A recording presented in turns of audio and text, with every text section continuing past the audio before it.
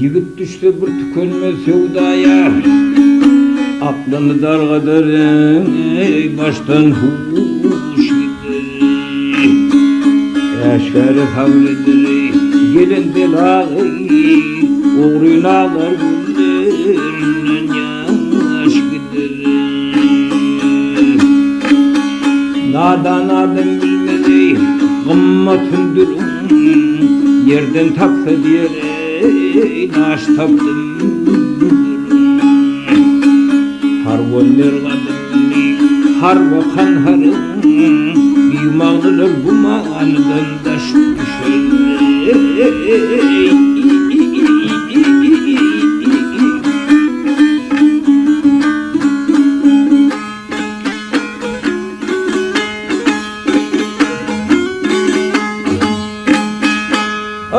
Dert bilen amardın oyunu dinlenmez, kargışı kanaltan işin on bolmam öyle.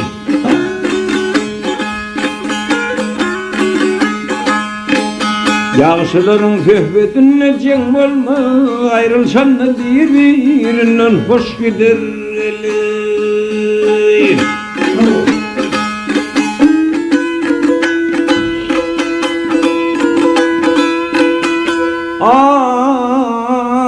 Arkalı ot çıktı her işi, arkalı ot çıktı her işi, dağı talkan eder, hüvedir daşı gelir.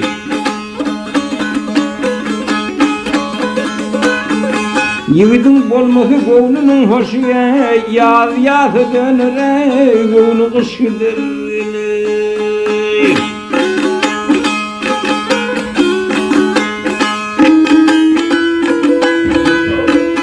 Seydi diyer kaldım hasret aslına, seydi diyer kaldım hasret aslına, bir dilberin hasretini keştin gelir. Gerek bolsa gül Hatice'm üstüne, gel gel gecit bilgin leşitsin öyle.